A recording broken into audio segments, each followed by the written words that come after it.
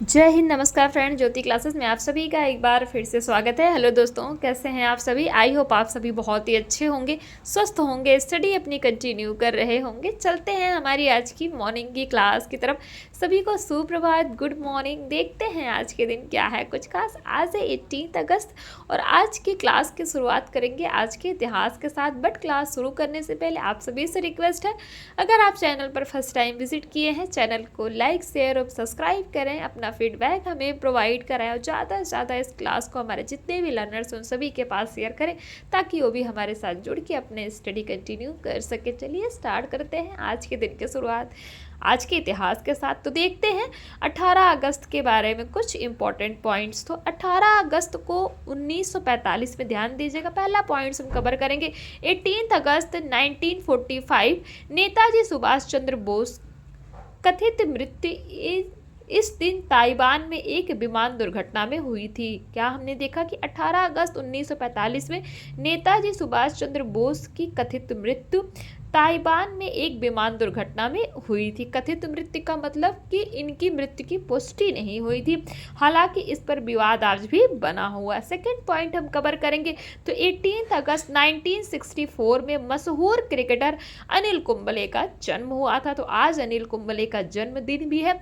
और third point देखेंगे तो 18 अगस्त 1992 में मशहूर शायर और लेखक हरिवंश राय बच्चन का निधन हुआ था। तो आई होप आज की हिस्ट्री आपको पता लग गई होगी। पहला पॉइंट हमने देखा, नेताजी सुभाष चंद्र बोस की कथित मृत्यु, यानी कि इनके मृत्यु की पुष्टि नहीं हुई। कब हुई? 18 अगस्त 1945 में। दूसरा पॉइंट हमने देखा, मशहूर क्रिकेट अनिल कुंबले का जन्म भी आज के दिन ही हुआ था। और जो थर्ड पॉइंट हमने देखा तो 1992 में मशहूर शायर और लेखक हरिवंश राय बच्चन का निधन भी आज के दिन ही हुआ था। आई होप आज के दिन की हिस्ट्री आपको अच्छे से पता लग गई होगी। जो जो इम्पोर्टेंट था वो मैंने आपको बता दिया। आज कोई विशेष दिवस नहीं मनाया जाता है, तो इसलिए आज हमने इतिहास पे चर्चा कर ली। बहुत ही इम्पोर्टेंट होते हैं और जब ऐसे नॉलेजेबल पॉइंट्स के साथ हम अपने दिन की शुरुआत करते हैं तो हमारा दिन बहुत ही अच्छा जाता है। चलिए स्टार्ट करते हैं, अपनी क्लास की तरफ चलते हैं। तो आज की क्लास में हम करेंगे होम मैनेजमेंट की क्लास। और होम मैनेजमेंट क्लास के अंतर्गत आपको स्क्रीन पर दिख ही रहा होगा, हम करेंगे मूल्य की विशेषताएं। It means character speaks of value. But इसको स्टार्ट करने से पहले प्रीवियस क्लास का एक बार क्विक रिवीजन देख लेते हैं। तो हमने इसमें क्या पढ़ा था? तो फ्रेंड्स, प्रीवियस क्लास में हमने देखा था मूल्य क्या होता है मूल्य की परिभाषा देखी थी कि मूल्य के बारे में हमने बहुत ही अच्छे से समझा था। जैसे कि मार्केट जस्टिन के शब्दों में मूल्य क्या है, लियोनार्ड मायो ने मूल्य को कैसे परिभाषित किया। तो ऐसे कई सारे वैज्ञानिकों की परिभाषा हमने देखी थी मूल्य के बारे में। ये हमारी प्रीवियस क्लास थी। अब हम देखते हैं मूल्य की विशेषता, यानी कि कैरेक्टरिस्टिक्स ऑफ वैल्यू। तो पारिवारिक, सामाजिक, धार्मिक, भौगोलिक, राजनीतिक आदि कारणों से व्यक्ति के मूल्यों में भिन्नता पाई जाती है। विभिन्न संस्कृति के लोगों के जीवन मूल्य भी क्या होते हैं? भिन्न भिन्न होते हैं। फिर वे मूल्यों की अपनी कुछ विशेषताएं होती हैं जो सभी के लिए समान होती हैं।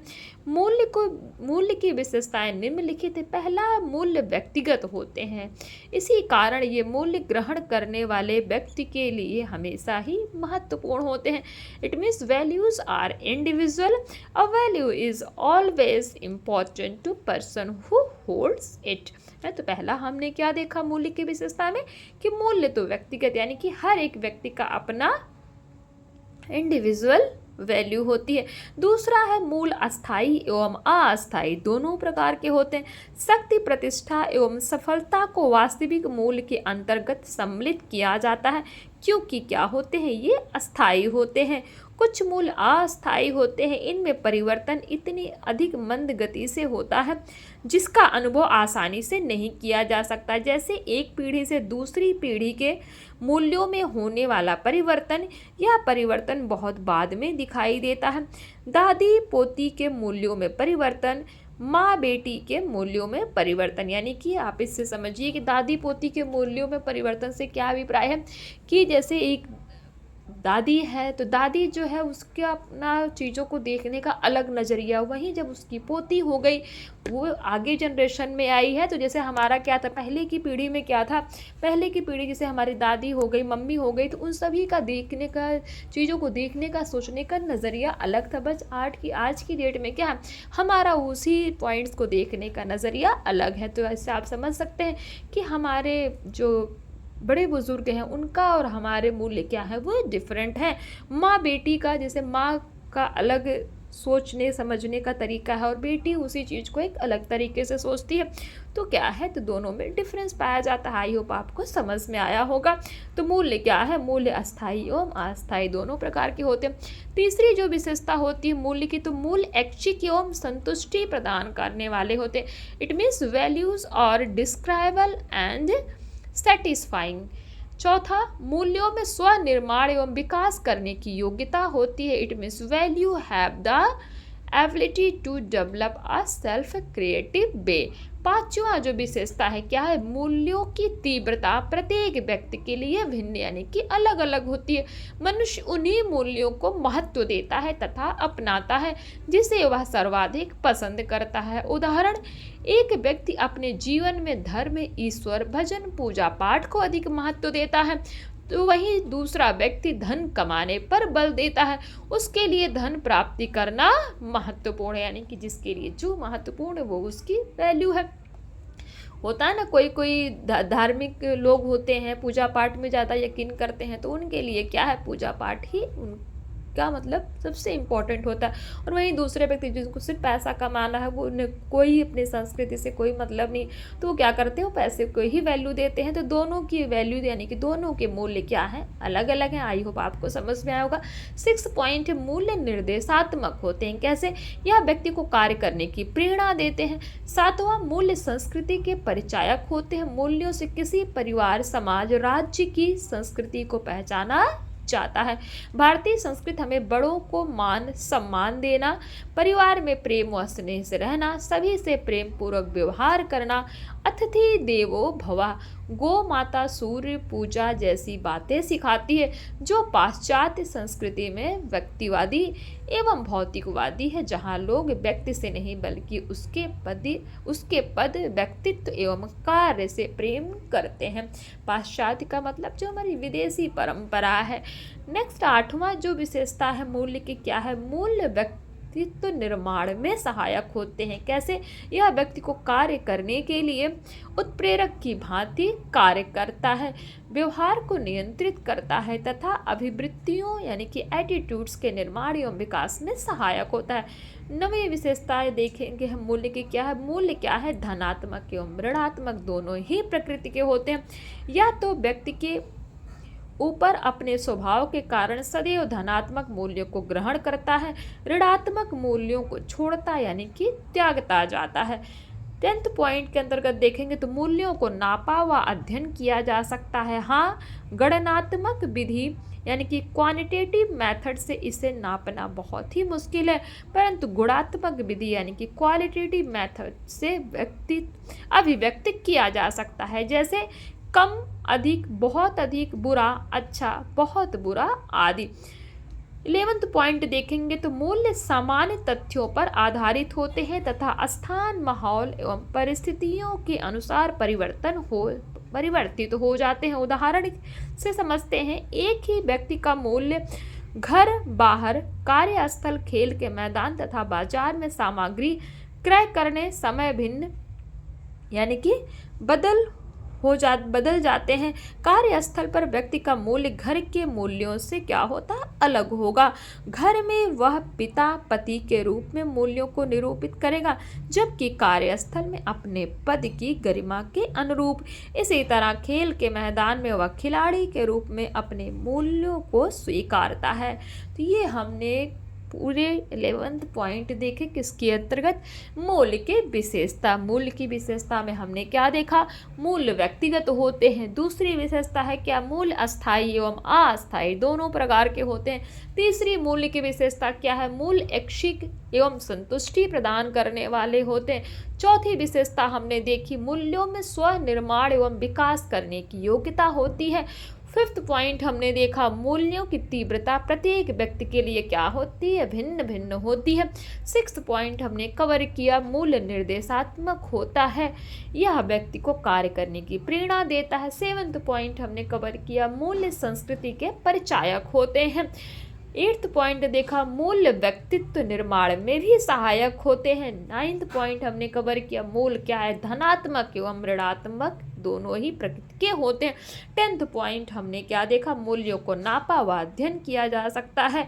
और 11th पॉइंट हमने देखा मूल्य सामान्य तथ्यों पर आधारित होते हैं तथा स्थान, माहौल एवं परिस्थितियों के अनुसार क्या हो जाते हैं, परिवर्तित हो जाते हैं। तो ये हमने टोटल कितने पॉइंट कवर किए मूल्य के अंतर्गत, तो 11th पॉइंट कवर किए। ये मैंने आपको रिवाइज भी करा दिया। आई होप ये आपको समझ में आया होगा मूल्य की विशेषता। नेक्स्ट हमारा जो इसमें टॉपिक है मूल्यों के प्रकार। हमने मूल्य के बारे में जान लिया, मूल्य की परिभाषा देख ली, कैरेक्टरिस्टिक्स ऑफ वैल्यूज़ यानी कि मूल्य की विशेषता हमने देख ली। ये सारी चीज़ें तो हमने देख लिया, बट अब अभी हमें ये देखना है कि ठीक है, सब कुछ ठीक है, मूल्य क्या है समझ लिया, मूल्य की विशेषता देख ली, मूल्य की परिभाषा देख ली कि जो हमारे अलग अलग वैज्ञानिक उनके क्या मत है मूल्य के बारे में, बट मूल्य के प्रकार कितने होते हैं ये भी तो जानना आवश्यक है ना। तो वही देखेंगे कि मूल्यों के प्रकार, it means types of value. जैसा कि हम पूर्व में अध्ययन कर चुके हैं कि मूल्य अत्यंत व्यक्तिगत होते हैं। विशेषता के अंतर्गत हमने देखा ना कि हमारे मूल्य क्या होते हैं, वो व्यक्तिगत होते हैं। इस कारण संभवतः कोई भी दो व्यक्ति का मूल्य एक जैसा नहीं होता। यहाँ तक कि एक ही माता की कोख से उत्पन्न बालक जो एक ही परिवार में समान वातावरण में पलता बढ़ता है, उनके भी मूल्य भिन्न भिन्न होते हैं। क्यों? क्योंकि हमने अभी पढ़ा मूल्य क्या है, मूल्य व्यक्तिगत होता है। उसकी जो पहली विशेषता देखी, इट मीन्स मूल्य इज अ इंडिविजुअल वैल्यू है। शायद इसी कारण विभिन्न समाजशास्त्रियों, दार्शनिकों एवं विद्वानों ने मूल्य को अपनी अपनी विचारधारा से प्रभावित होकर भिन्न भिन्न तरीके से वर्गीकृत किया है। मूल्यों का वर्गीकरण हम देखते हैं। पहला जो है मूल्य का प्रकार, प्रभुत्व के आधार पर मूल्यों का वर्गीकरण, it means according to hierarchy of values. तो पहला पॉइंट है प्रबुद्धि के आधार पर मूल्यों को दो भागों में बांटा जा सकता है। ध्यान दीजिएगा, प्रभुत्व के आधार पर मूल्य के दो प्रकार है। पहला है आंतरिक एवं साधनात्मक मूल्य, जिसको हम इंग्लिश में कहेंगे इंट्रिंसिक एंड इंस्ट्रूमेंटल वैल्यूज। दूसरा है आदर्शात्मक एवं तथ्यात्मक मूल्य, it means normative and factual values. तो इन दोनों को देखते हैं डिटेल में। आंतरिक मूल्य यानी कि इंट्रिंसिक वैल्यू क्या है, व्यक्ति में पाए जाने वाले प्राकृतिक गुण आंतरिक मूल्य कहलाते हैं। यानी कि जो व्यक्ति का प्राकृतिक नेचर होता है वो उसका क्या है, वो उसका आंतरिक मूल्य है। इस पर किसी का दबाव नहीं होता, यह अत्यंत महत्वपूर्ण एवं वांछनीय होते हैं। उदाहरण, कला एवं सौंदर्य के प्रति रुचि, पति पत्नी के बीच प्रेम, माँ बेटे का प्रेम आदि। ये क्या है आंतरिक मूल्य होते हैं। मैकी ने आंतरिक मूल्य को निम्न प्रकार से परिभाषित किया है। कैसे?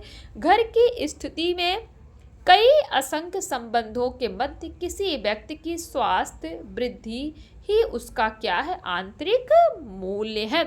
क्या कहते हैं मैकी कहते हैं कि घर की स्थिति में कई असंख्य संबंधियों के मध्य किसी व्यक्ति की स्वास्थ्य वृद्धि ही उसका क्या है, आंतरिक मूल्य है। इंग्लिश में तो the healthy growth of individual persons in their multiple relationship in home situation in intrinsic value कौन कहता है, अकॉर्डिंग टू माइकी। नेक्स्ट है हमारे जो वैज्ञानिक वीमान के मतानुसार, नेक्स्ट जो वैज्ञानिक है उन्होंने मूल्य को क्या बोला है कि आंतरिक मूल्य केवल मूल्य के लिए ही महत्वपूर्ण एवं वांछनीय होता है। जैसे कला के प्रति प्रेम, कोई आर्टिस्ट होता है वो अपने आर्ट से कितना प्रेम करता है। ईश्वर भक्ति में रुचि, भाई बहन का प्रेम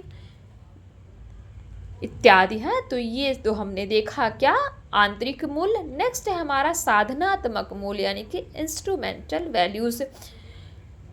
यह मूल्य अन्य मूल्य या लक्ष्य प्राप्त करने में सहायक होता है। जो साधनात्मक मूल्य होता है यह मूल्य अन्य मूल्य या लक्ष्य प्राप्त करने में सहायक होता है, इसीलिए इसे लक्ष्य मूल्य अर्थात गोल वैल्यू भी कहा जाता है। आंतरिक मूल्यों की प्राप्ति में भी यह एक साधन की तरह कार्य करता है। किसी कार्य को पूर्ण कुशलता व निपुणता से संपन्न करना ही क्या है, साधनात्मक मूल्य है। साधनात्मक मूल्य आपसे पूछ लिया गया तो आप सिंपल सी आप डेफिनेशन दे सकते हैं कि किसी कार्य को पूर्ण कुशलता व निपुणता से संपन्न करना ही क्या है, साधनात्मक मूल्य है। शिल्प विज्ञान संबंधी रुचियां एवं संतुष्टि इसी मूल्य के उदाहरण हैं। तो ये देखिए मैकी ने 4 तरह के साधनात्मक मूल्यों के बारे में बताया है। ये मूल्य क्या है आप इनसे याद रख सकते हैं, POSC अर्थात पॉज। मैकी ने 4 तरह के साधनात्मक मूल्य दिए हैं, इनको आप शॉर्ट में क्या कह सकते हैं, पॉज। POSC। P का मीनिंग प्लानिंग, O ऑर्डर क्रमबद्धता, S स्किल कौशल, E इफिशियंसी यानी कि क्षमता। तो मैकी ने 4 तरह के साधनात्मक मूल्यों के बारे में बताया है जो भी आपको हमने दिखाया। आप पॉज से याद रख सकते हैं, P planning, O order, S skill यानी कौशल, E इफिशियंसी है। कुछ मूल्य ऐसे भी होते हैं जिनमें आंतरिक एवं साधनात्मक दोनों ही मूल्यों के गुण विद्यमान रहते हैं, जैसे कला, खेल, आराम, स्वास्थ्य, महत्वाकांक्षा, प्यार आदि। सभी मूल्य एक दूसरे पर आश्रित एवं संबंधित होते हैं तथा व्यक्ति के व्यवहार एवं आचरण को क्या करते हैं, निर्देशित करते हैं। अब देखते हैं आदर्शात्मक मूल्य यानी कि नॉर्मेटिव वैल्यूज। ये वे मूल्य होते हैं जो नैतिकता पर आधारित होते हैं। इनके सृजन के समय सही गलत, उचित अनुचित, सत्य असत्य का ध्यान रखा जाता है। इसकी जड़ें व्यक्ति के जीवन की गहराई तक जाती हैं। उदाहरण से हम देखते हैं, यदि किसी व्यक्ति के जीवन में धन कमाना या किसी भी तरह से सफलता प्राप्त करना तथ्यात्मक मूल्य यानी कि फैक्चुअल वैल्यू है, तो किसी के जीवन में ईमानदारी, सत्य, कर्तव्यनिष्ठता आदर्शात्मक मूल्य है जिसे वह किसी भी हालत में छोड़ना पसंद नहीं करता। तथ्यात्मक मूल्य क्या होते हैं, फैक्चुअल वैल्यू, ये वे मूल्य होते हैं जो विस्तृत एवं क्या होते हैं, ऐच्छिक होते हैं। यह मुख्यतः व्यक्ति की इच्छाओं एवं प्राथमिकताओं पर आधारित होते हैं। इसका अध्ययन किया जा सकता है। वैज्ञानिक आविष्कार करना, धन अर्जित करना, सफलता प्राप्त करना, चाहे जिस भी तरीके से संभव आदि क्या है, तथ्यात्मक मूल्य हैं। प्रभुत्व के आधार पर मूल्यों के वर्गीकरण से स्पष्ट ज्ञात होता है कि आंतरिक मूल्य साधनात्मक मूल्य की अपेक्षा क्या होते हैं, उच्च होते हैं, जबकि आदर्शात्मक मूल्य तथ्यात्मक मूल्य की अपेक्षा क्या होते हैं, ऊंचे होते हैं। पार्कर के अनुसार देख लेते हैं तो प्रसिद्ध समाजशास्त्री पार्कर ने मानव आचरण व व्यवहार को उत्प्रेरित एवं नियंत्रित करने वाले मूल्य को निम्न प्रकारों में बांटा है। पहला है आराम सुख यानी कि कंफर्ट, जीवन को यथासंभव खुश, आनंदमय एवं रुचिकर बनाने में रुचि लेना। इन मूल्यों से व्यक्ति के जीवन में सुख, आनंद, हर्ष व उल्लास की अनुभूति होती है। दूसरा प्रेम अर्थात लव, प्रेम पारिवारिक जीवन की सफलता की कुंजी है। प्रेम के बिना कोई भी व्यक्ति का परिवार उन्नति नहीं कर सकता, क्योंकि यही आपसी विश्वास का आधार है। मानवीय संबंधों में रुचि एवं संतुष्टि जो पति पत्नी प्रेम, पिता पुत्र प्रेम, भाई बहन का प्रेम, मित्रता, ईश्वर के प्रति प्रेम, मानव जाति के लिए प्रेम, समुदाय के प्रति प्रेम और आदर्श के प्रेम में रूप में मनुष्य अभिव्यक्त करता है, दर्शाता है प्रेम। तीसरा है ज्ञान प्राप्ति की इच्छा अर्थात डिजायर्स फॉर नॉलेज। कैसे, मानवीय संबंधों को सजीव व जीवंत बनाए रखने के लिए व्यक्ति में ज्ञान एवं विवेक रहना क्या है, आवश्यक है। सत्य में विश्वास करना और जीवन के सभी पक्षों के संबंध में संतोषजनक ज्ञान प्राप्त करने में रुचि रखना। चौथा है कला यानी कि आर्ट। कैसे, सौंदर्य एवं उसकी अभिव्यक्ति के विभिन्न रूपों में रुचि रखना ही क्या है, कला है। जैसे संगीत, नृत्य, लेखन कला, कविता लिखना, गृह सज्जा आदि ये क्या है, ये क्या है, कला है। विभिन्न प्रकार के सौंदर्य को जानना, उसकी प्रशंसा करना तथा सौंदर्य को अनुभव या संतुष्ट होना। पांचवा है खेल यानी कि प्ले। खेल व्यक्तित्व विकास के लिए अति आवश्यक है। इससे कल्पना शक्ति का विकास होता है। किसी खेल से, जिससे व्यक्ति रचनात्मक कार्यों की ओर मन को लगाता है। व्यक्तित्व के बहुमुखी विकास के लिए जीवन में खेल के मूल्य का विकास करना अत्यंत आवश्यक है, अर्थात कल्पना शक्ति यानी कि इमेजिनेशन पावर तथा रचनात्मक कार्यों में रुचि रखना।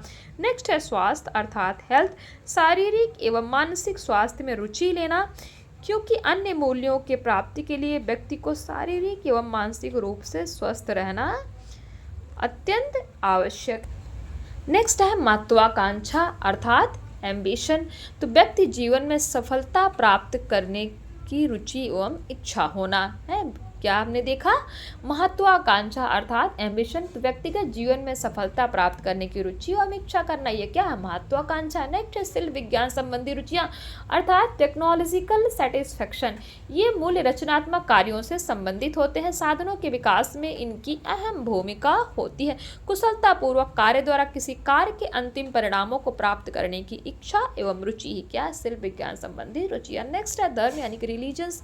यह मूल्य व्यक्ति को सत्य से परिचित कराता है। सत्य जान लेने के बाद व्यक्ति निरंतर सुकर्म करते हुए जीवन में सुख व आनंद प्राप्त करता है, जिससे परिवार एवं समाज का कल्याण होता है। इस मूल्य के अंतर्गत ईश्वर भजन, साधु संतों के प्रवचन सुनने, मानव कल्याण, पूजा पाठ एवं सत्य जानने के प्रति रुचि रखना आदि आते हैं। जीवन के समान उद्देश्यों एवं प्रयोजनों में एकीकरण स्थापित करने की रुचि। उपरोक्त सभी मूल्य क्या हैं? धनात्मक होते हैं। इसके ऋणात्मक मूल्य भी होते हैं, जैसे प्रेम का घृणा, धर्म का अधर्म, सुख का दुख, आराम का तकलीफ, ज्ञान का अज्ञान, विवेक का अविवेक आदि। तो ये हमने क्या देखा? पार्कर के अनुसार मूल्यों के प्रकार देखे। तो आज की क्लास को यहीं तक करते हैं और नेक्स्ट क्लास में हम करेंगे क्या करेंगे? नेक्स्ट क्लास में हम करेंगे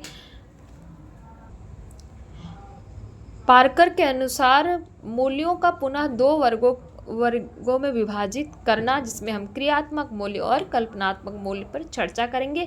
तो आज की क्लास को यहीं तक करते हैं फ्रेंड्स, क्योंकि क्लास थोड़ी बड़ी हो जाएगी। और आज की क्लास में हमने क्या क्या पढ़ा, एक बार क्विक रिवीजन के माध्यम से देख लेते हैं। तो आज की क्लास में देखिए, जैसा कि हमने आज की क्लास में पढ़ा, मूल्य की विशेषताएं हमने देखी कि मूल्य क्या होते हैं। 11 तरह की हमने विशेषताएं देखी।